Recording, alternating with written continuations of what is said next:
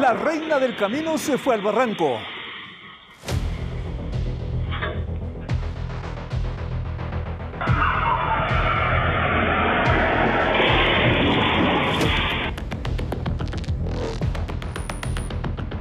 Sucedió en el Carmen, Manabí.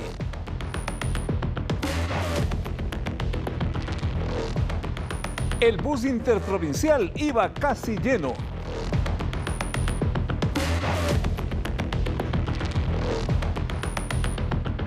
Muchos dormían y otros vieron lo que pasó.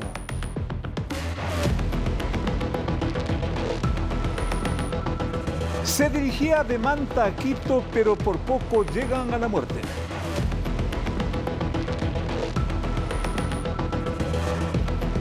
Más adelante veremos los videos de las cámaras de seguridad. Tenemos un informe ampliado del tema.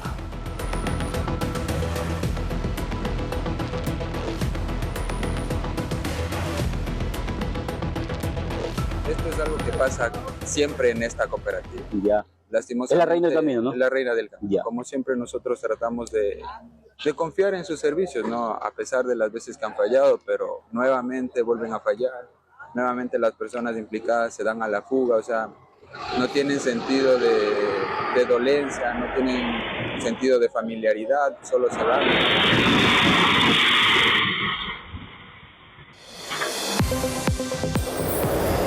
Seis personas murieron en al menos 8 accidentes de tránsito en el Ecuador este jueves. Solo en Quito hubo 3 siniestros con víctimas mortales en menos de 12 horas. Al menos 21 detenidos dejó el operativo Apolo 16 en Guayaquil.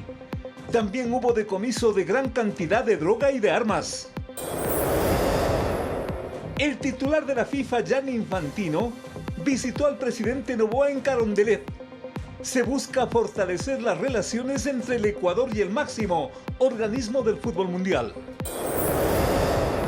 En lo internacional, el Congreso peruano analiza destituir al presidente interino José María Balcázar por la millonaria compra de aviones militares. En los deportes, durante el Congreso Ordinario de la Conmebol, Alejandro Domínguez planteó la posibilidad de aumentar a 64 selecciones las participantes en el Mundial 2030.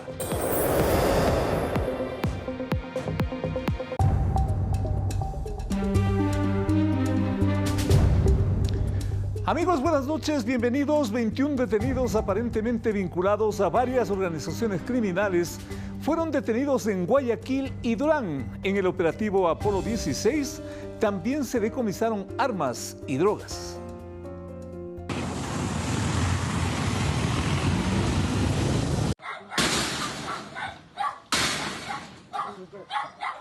La policía volvió a golpear a los grupos delictivos organizados. En esta ocasión los uniformados intervinieron en los distritos Nueva Prosperina, Pascuales, Florida, Modelo y Durán. Los blancos estaban identificados en más de 18 allanamientos. Fueron detenidas 21 personas, entre ellas 2 menores de edad, quienes pertenecerían a 6 organizaciones criminales. Las estructuras que fueron debilitadas fueron Tiguerones, Águilas, Chonequiles, Fatales, Latin King y Lobos.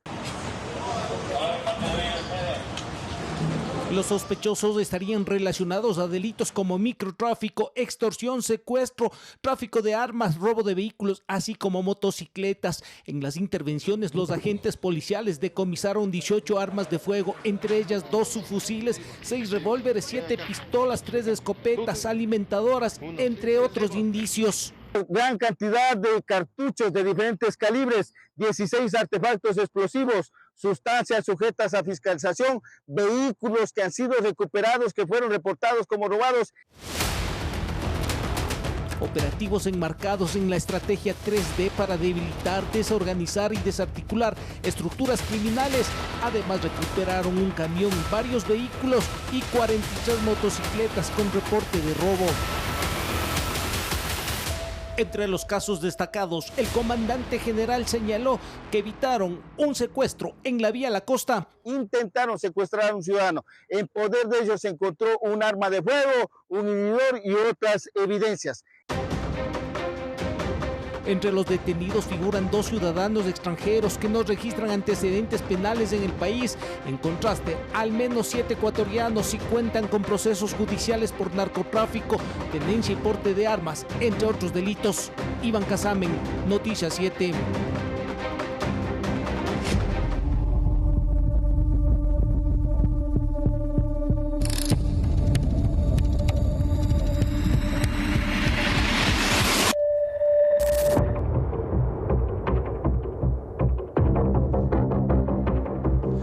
Fue al río Upano, uno de los más correntosos de Macas.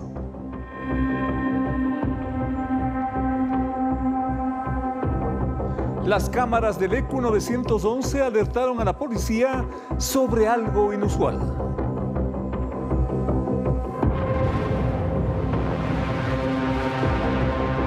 Esta persona estaba al filo de un muro de seguridad y todo hacía pensar que iba a intentar quitarse la vida.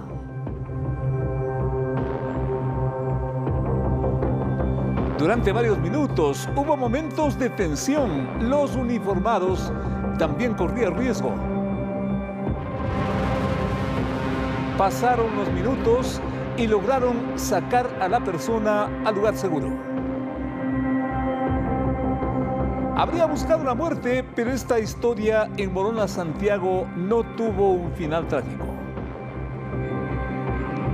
Esta persona tendrá que recibir ayuda familiar y psicológica para sobrellevar este grave momento.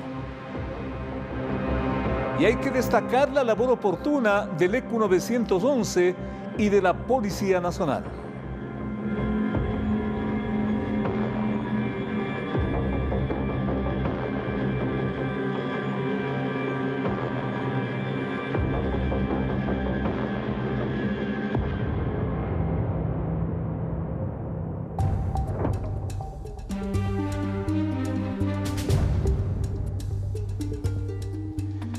Una aparente red de narcotráfico de drogas fue desarticulada en la ciudad de Riobamba, mientras en Quito la policía detuvo a sujetos que desvalijaban equipajes de los usuarios en el aeropuerto de Tababela. Levantarán la cabeza, verán quién también. Los sospechosos perfilaban a los viajeros que llegaban con grandes maletas y les seguían detenidamente. Cuando en la ruta encontraban el momento y el sitio preciso, actuaban hábilmente, se subían al balde de la camioneta cuando ésta estaba en movimiento y se apoderaban del equipaje. Los sujetos utilizaban un vehículo tipo automóvil y una motocicleta. Botaban los equipajes al piso, de hacer el trabajo de los motorizados. El vehículo iba recolectando y recogiendo los equipajes que los botaban. Según los seguimientos policiales, actuaban en las vías de acceso y salida del aeropuerto Mariscal Sucre, así como en sus ejes viales. Agentes de la Brigada Anticriminal les ubicaron a los 4 sospechosos en el sector de Aloac, vía a Santo Domingo. El operativo dejó varias maletas recuperadas, tickets aéreos y la retención de 2 vehículos. Estaba afectando la economía de los ciudadanos que ocupan el aeropuerto internacional, y no solo eso, sino afectando la imagen del país. Mientras en la ciudad de Riobamba, agentes antidrogas ejecutaron un operativo que permitió la captura de 5 ciudadanos, entre ellos un adolescente presuntamente vinculados al microtráfico de drogas.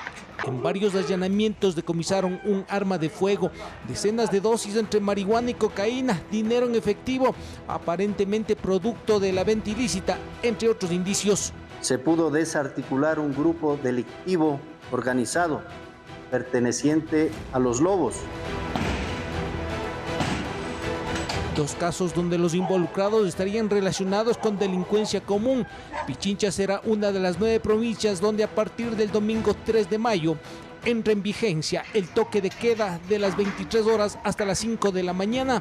La medida regirá hasta el 18 de mayo. Iván Casamen, Noticias 7.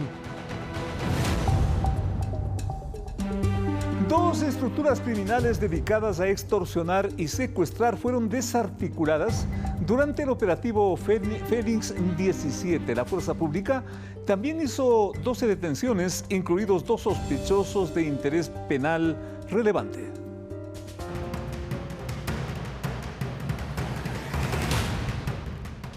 Un comerciante perdió el miedo y denunció que era víctima de extorsión. En su local ubicado en el centro de Guayaquil dejaron panfletos extorsivos. Además recibía mensajes y llamadas a través de WhatsApp donde le exigían $5.000 para brindarle seguridad y no atentar contra el negocio y la familia.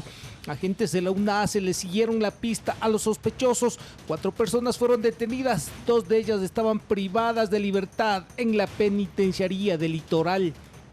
Serían quienes estarían estableciendo estas extorsiones, estas amenazas. Afuera contaban con la colaboración de una mujer quien sería pareja de uno de los presos y prestaba su cuenta para los depósitos. En el allanamiento le encontraron $27.000 en efectivo.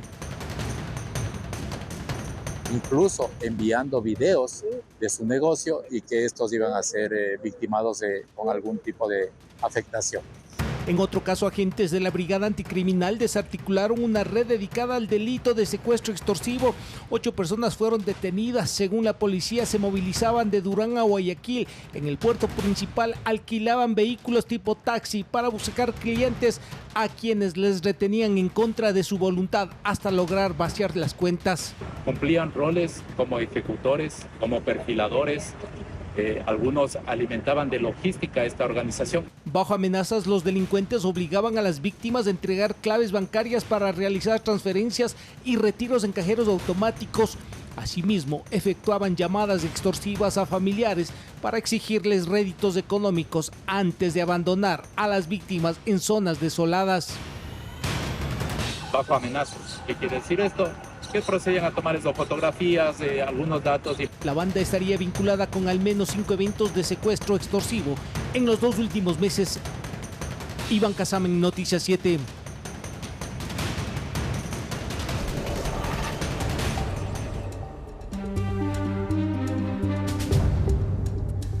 Dos sujetos armados irrumpieron en un restaurante del norte de la capital y asaltaron a los comensales.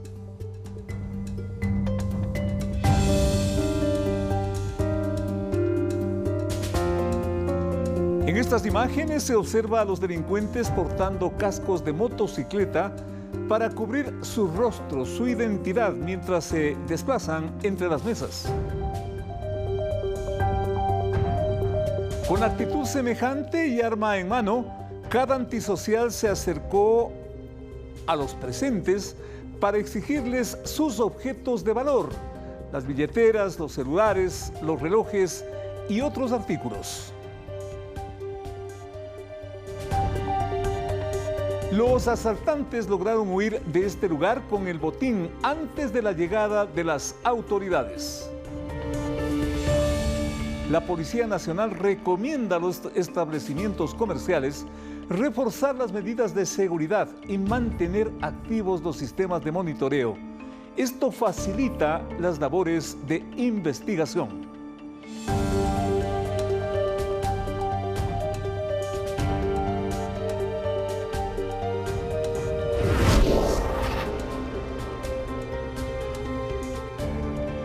Esta cueva está a 130 metros de profundidad de la tierra.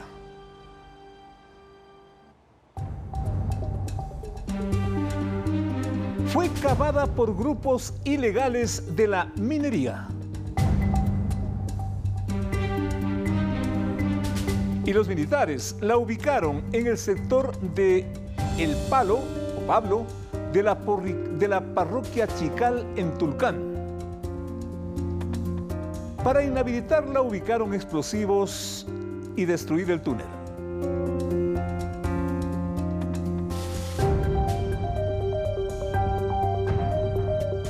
Es así como se da un fuerte golpe a la minería ilegal en la provincia del Carchi.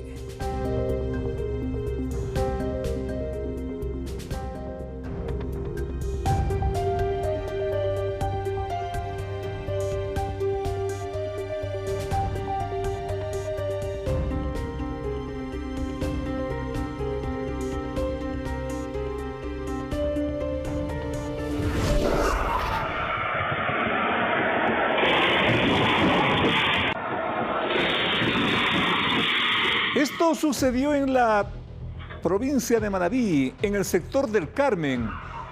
El bus, el interprovincial, se fue al barranco.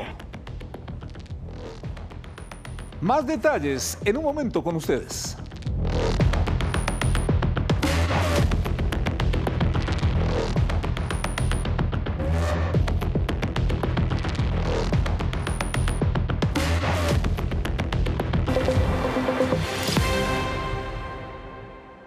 Más información, de 22 a 26 años de cárcel pasaría la condena para casos de pornografía infantil.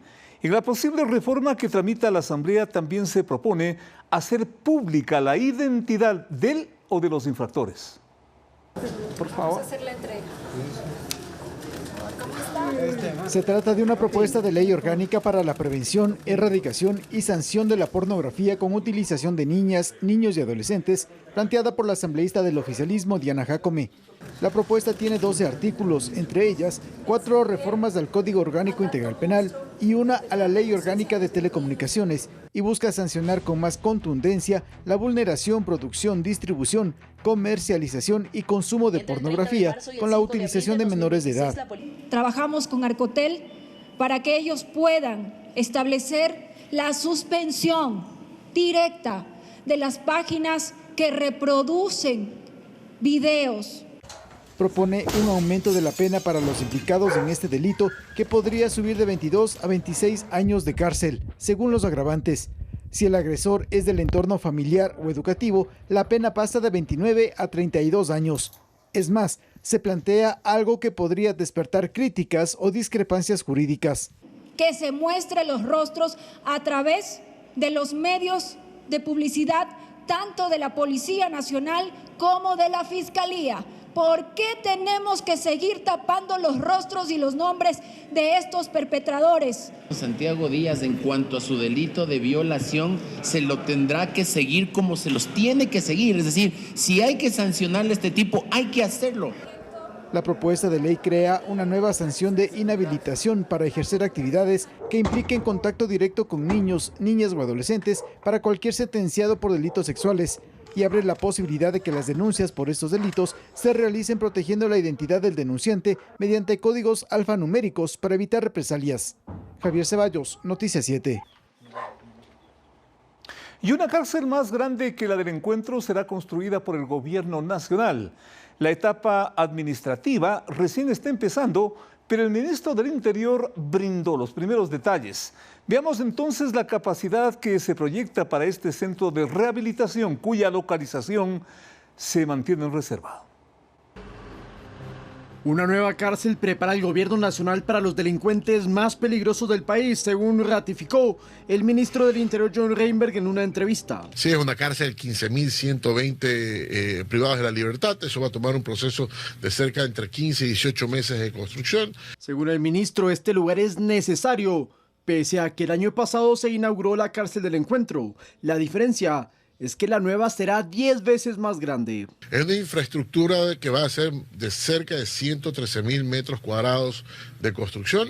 El nuevo centro penitenciario permitirá la redistribución de privados de libertad y disminuirá el hacinamiento carcelario. Además, tendrá pabellones diferenciados para grupos criminales y un área médica propia para atender a los internos. Y queremos hacer algo que sea de primer nivel, como se realizó con la cárcel del Encuentro, para poder ya lanzar el proceso y comenzarlo. Mientras que este jueves el presidente Daniel Noboa reformó el sistema penitenciario y mediante el decreto ejecutivo 366 estableció nuevas normas para reforzar el control penitenciario, regular los indultos, cobrar a los usuarios por el grillete electrónico, entre otros aspectos. Según se prevé, nuevos objetivos de alto valor podrían ser los primeros huéspedes de la nueva cárcel, de la que todavía no se conoce su ubicación exacta. Lautaro Andrade Castro, Noticias 7.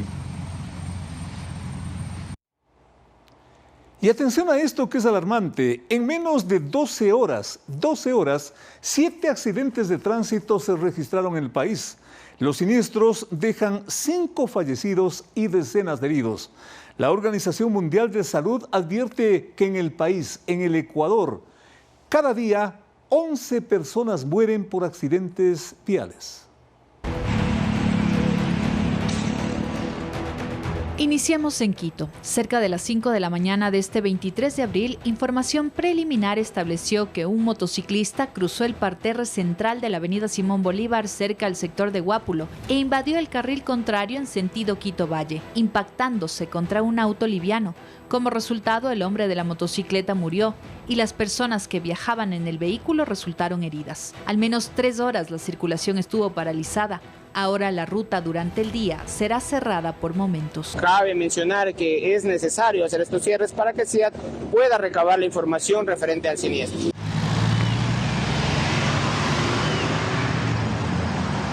La AMT reportó en las redes sociales en la mañana otro siniestro en la avenida Velasco Ibarra, un vehículo liviano destrozado. En la vía a la costa, antes de llegar al sector del Progreso, en la provincia del Guayas, un tráiler se volcó. Videos aficionados notificaron el incidente. Siguiente vía a la costa. Mientras un tanquero y un bus chocaron en la vía Guayaquil-Salinas en el kilómetro 40, dejando varios heridos y los 2 conductores de los vehículos fallecieron. Las imágenes muestran la trágica escena, como socorristas ayudaban a salir a las personas atrapadas en la unidad de transporte público.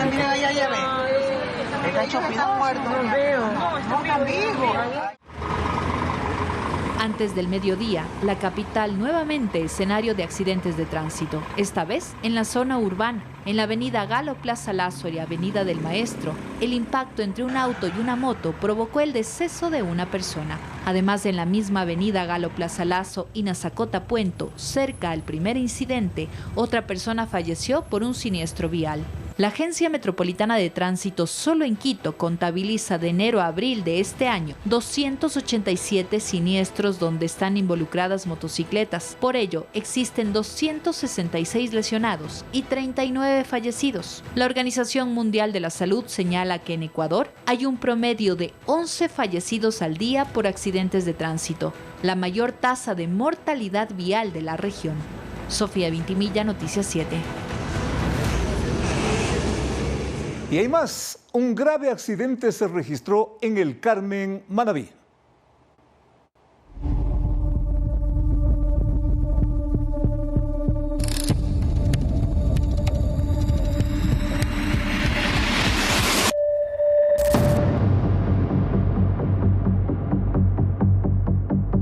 La reina del camino se precipitó al abismo. Eran las 3 de la madrugada cuando de pronto todo se sacudió en el interior.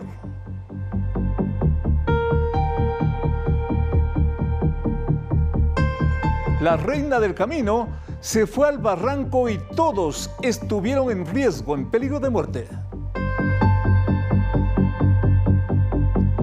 Vieron de cerca la muerte. Por suerte, la montaña no registraba tanta profundidad. Ocurrió en el sector del Carmen, Manabí.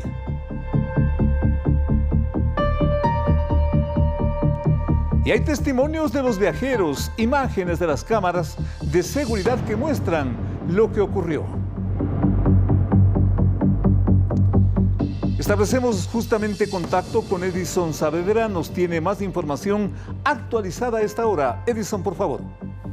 ¿Cómo estás, Félix? Muy buenas noches, así es. Hoy básicamente este jueves 23 de abril ha sido un día marcado por accidentes de tránsito y no solo aquí en la capital, como ya los vimos en nuestra nota anterior, sino también en varias partes del país. Como tú bien lo mencionabas, el bus de la cooperativa Reina del Camino a las 3 de la mañana perdió pista y cayó a un barranco de aproximadamente 25 metros. Todavía no se conocen las causas, pero ya tienen en sus imágenes el accidente grabado por las cámaras de seguridad. Exactamente a las 3 de la mañana pierde pista esta unidad de transporte interprovincial, donde ya se registran al menos 11 personas fallecidas. Vamos un poco a escuchar lo que se vivieron en esos momentos de terror a las 3 de la mañana de este jueves.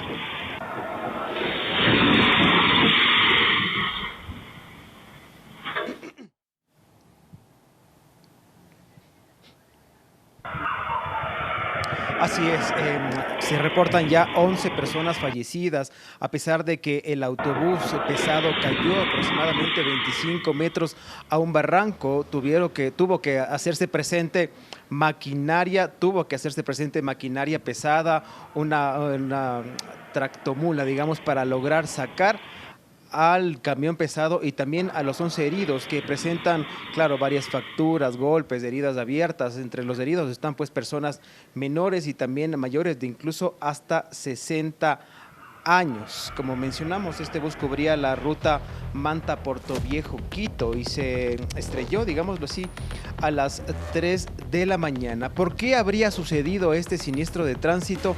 Las causas todavía se están investigando, sin embargo, varios testigos mencionan que podría haber sido una pérdida de frenos, incluso que llevaba demasiados pasajeros. Vamos a escuchar una de las versiones de los testigos que estuvieron presentes en el hecho. Perdió pista y rodó por la ladera. Afortunadamente también queremos decirles que no hay personas que hayan perdido la vida. Los primeros que salieron, el chofer, el oficial. Aquí vemos esta unidad, Reina del Camino, siniestrada esta madrugada. Esto es antes de la entrada a la parroquia San Pedro de Suma, viniendo desde dirección Flavio Alfaro del Carmen. Antes de llegar al Carmen, aproximadamente a las 3:30 de la madrugada de este jueves, hubo este siniestro de tránsito. Esta unidad de Reina del Camino que se vino a la ladera. Aquí se ha tenido que utilizar esta máquina pesada para armar una especie de camino y lograr extraer el vehículo de la cooperativa Reina del Camino, siniestrado esta madrugada.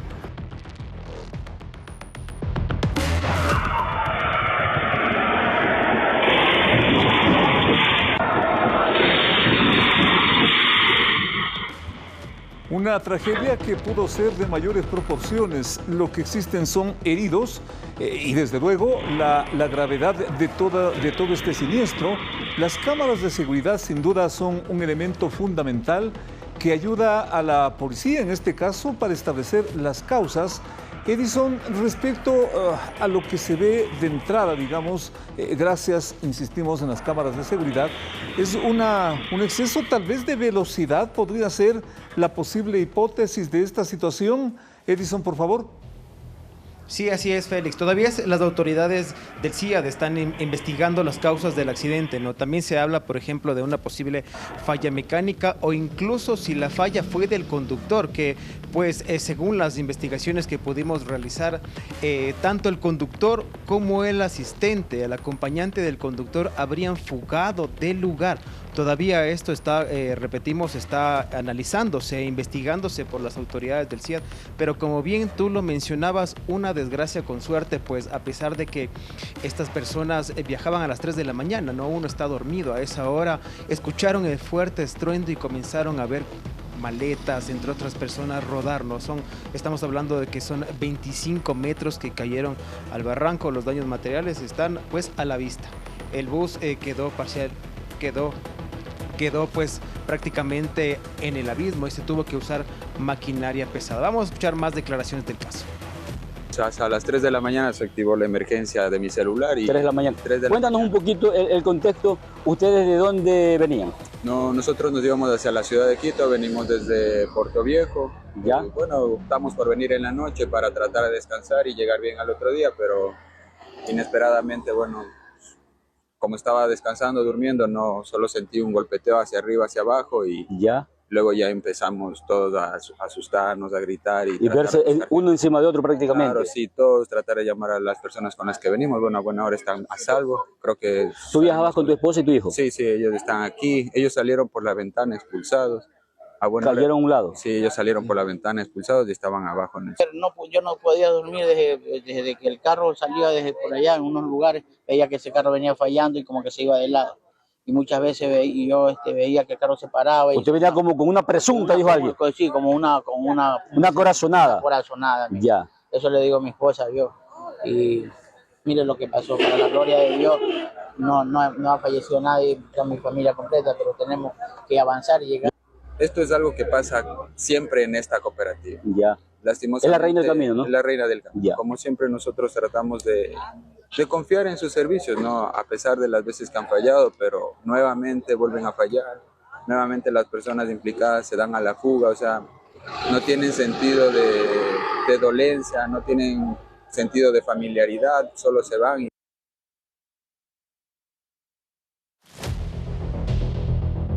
Cerca de El Carmen, del cantón El Carmen, en Manabí, es este nuevo siniestro, esta nueva tragedia, insistiendo que ventajosamente no hay muertes, pero hay varios heridos.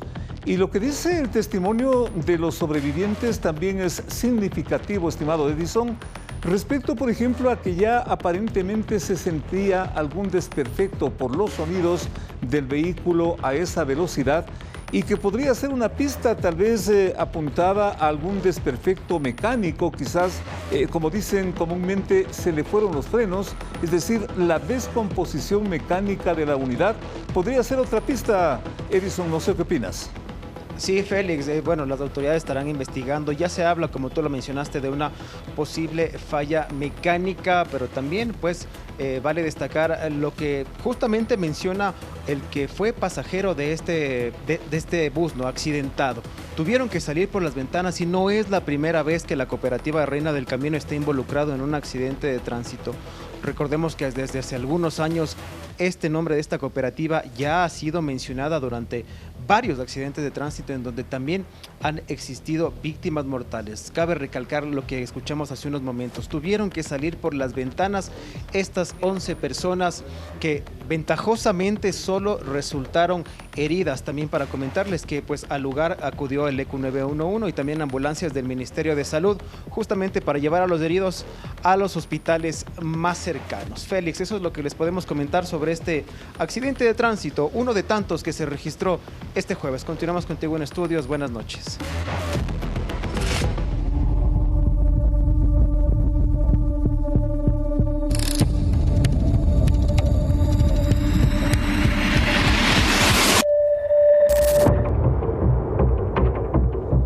Y fue al río Upano, uno de los más correntosos del sector oriental, en Macas del país.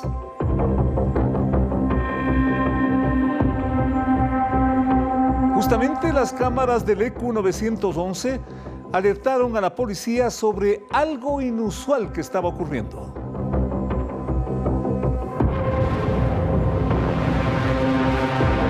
Lo inusual, una persona estaba al filo de un muro de seguridad y todo hacía pensar que iba a intentar lo peor, quitarse la vida.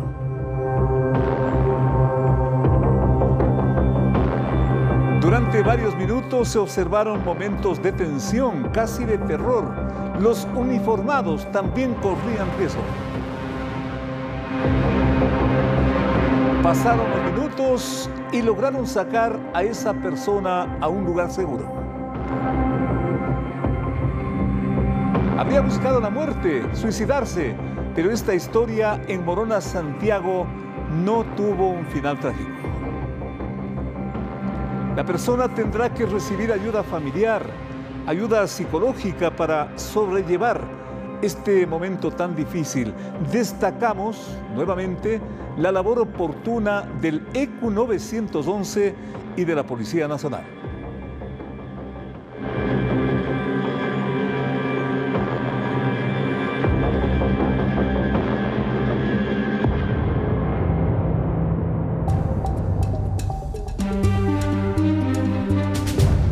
Detenidos aparentemente vinculados a varias organizaciones criminales fueron detenidos en Guayaquil y en Durán. Es el operativo policial Apolo 16 y que también decomisó armas y droga.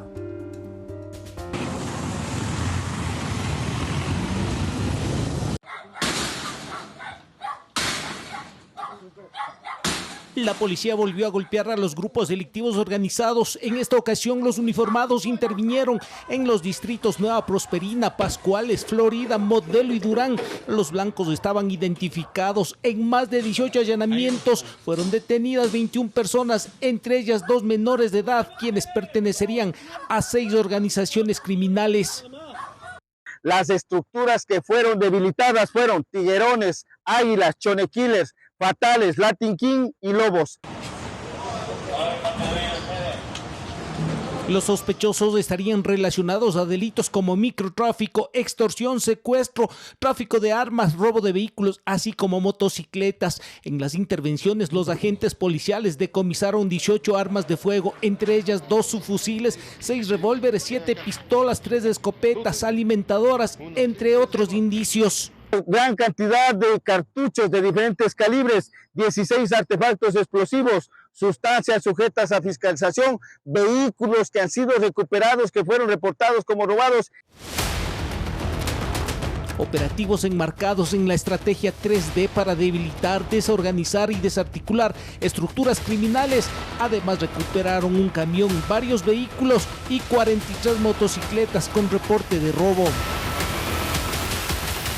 Entre los casos destacados, el comandante general señaló que evitaron un secuestro en la vía La Costa. Intentaron secuestrar a un ciudadano. En poder de ellos se encontró un arma de fuego, un inhibidor y otras evidencias.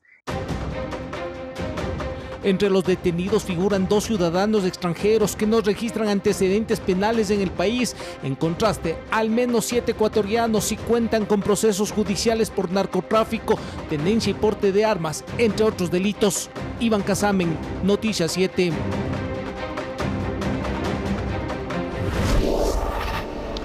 La Corporación Eléctrica del Ecuador CELEC lanzó 6 procesos para el arrendamiento de generación térmica en tierra.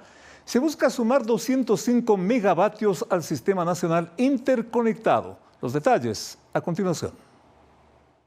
Con el objetivo de acceder a generación térmica inmediata, la Corporación Eléctrica del Ecuador CELEC lanzó 6 procesos de contratación para sumar 205 megavatios al Sistema Nacional Interconectado. La figura es por arrendamiento de unidades de generación térmica terrestre, es decir, motores en tierra que produzcan energía 24/7.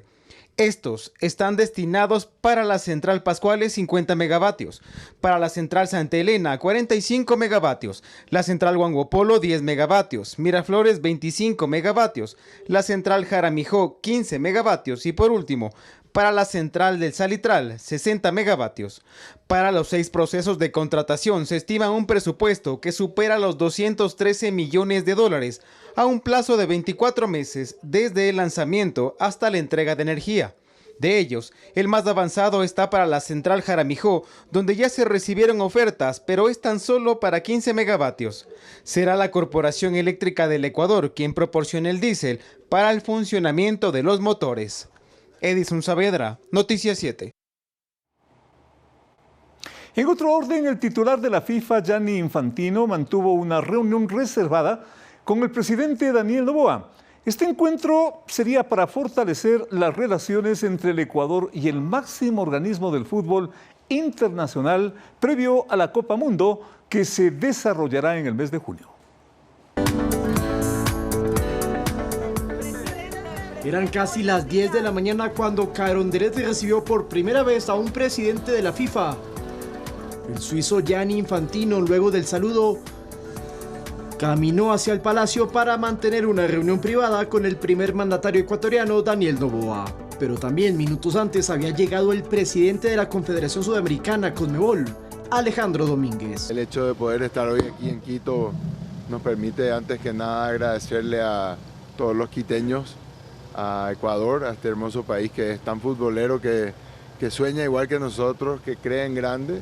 A los dirigentes internacionales los acompañaba el titular de la Federación Ecuatoriana, Francisco Egas, además de que los recibió el viceministro del Deporte, Roberto Ibáñez. Después ingresaron al despacho presidencial para encontrarse con Noboa y hablar tanto de fútbol como del Mundial. Porque en 49 días empieza el Mundial y queremos que esta vuelta la final sea entre sudamericanos. Sin embargo, los ecuatorianos tienen la expectativa en que este encuentro, que duró hora y media, haya tenido efecto en corto plazo para ser anfitriones de una Copa América. Y ese es un tema que se está debatiendo, es un tema que va a decidir finalmente el Consejo. Realmente hay mucha puja por eso y es muy interesante y siempre vamos a tomar la mejor decisión que venga para el fútbol, ¿verdad? A las 11:15, Infantino salió de Carondelet y antes de irse se despidió. El dirigente deportivo ya estuvo en el país en el 2021, pero solamente en Guayaquil. Este jueves participó también en el Congreso de la Conmebol en Quito, previo a tomar un vuelo hacia Canadá.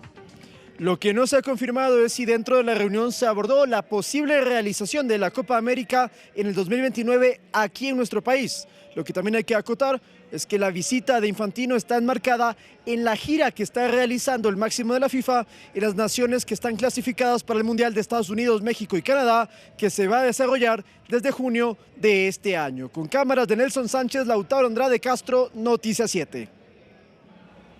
Visitas algo inesperadas. Mientras tanto, y en otro orden, los candidatos para las próximas elecciones deben haber residido 2 años en forma ininterrumpida en la zona a la que pretenden representar si son elegidos.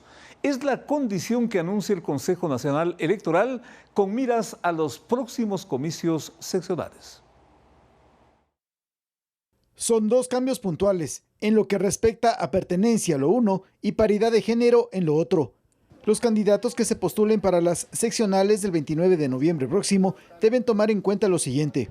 En cuanto al requisito de pertenencia, el aspirante debe haber residido de manera permanente en la jurisdicción en donde buscan convertirse en sus representantes durante los 2 años previos a la inscripción. Un notario debe registrar cuánto tiempo han vivido en esa zona. Además, los candidatos tienen que constar en el registro electoral de los últimos comicios. Para la conformación de las listas pluripersonales, el Consejo Nacional Electoral determinó que las organizaciones políticas deben cumplir con lo siguiente. El 50% de las listas de candidatos a las dignidades deben estar lideradas por mujeres. El 50% de las candidaturas que inscriba una organización política deben ser de mujeres y que el 50% de listas para concejalías deben ser también encabezadas por mujeres. El organismo electoral también dispuso para estos comicios seccionales que al menos una de las listas pluripersonales presentadas por la organización política esté encabezada por una persona joven. El incumplimiento de estas disposiciones implicará el rechazo de la inscripción de la candidatura. Javier Ceballos, Noticias 7. Tras la designación de Carlos Encalada como viceprefecto del Guayas, la Revolución Ciudadana, encabezada por Rafael Correa, arremetió contra las 11 autoridades cantonales y parroquiales que votaron en favor de Encalada. Se trata de los alcaldes de Balao, de Pedro Carbo, Yaguachi, Bucay, Nobol, Palestina y El Triunfo, y los presidentes de las parroquias de Limonal, Mariscal Sucre, El Progreso y Pedro J. Montero. Correa exige que se expulse de la agrupación a las autoridades mencionadas. La Revolución Ciudadana en un comunicado manifestó que rechaza la votación, pero no aclara si es que se los va a desvincular.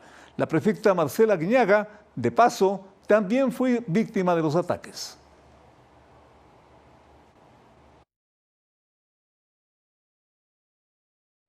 El Tribunal Contencioso Electoral ratificó la suspensión de los derechos políticos del alcalde de Portoviejo, Javier Pincay, y ofició al Ministerio de Trabajo el registro de la sanción. La defensa del alcalde alega que la suspensión de 2 años ya se cumplió, así como el pago de la multa.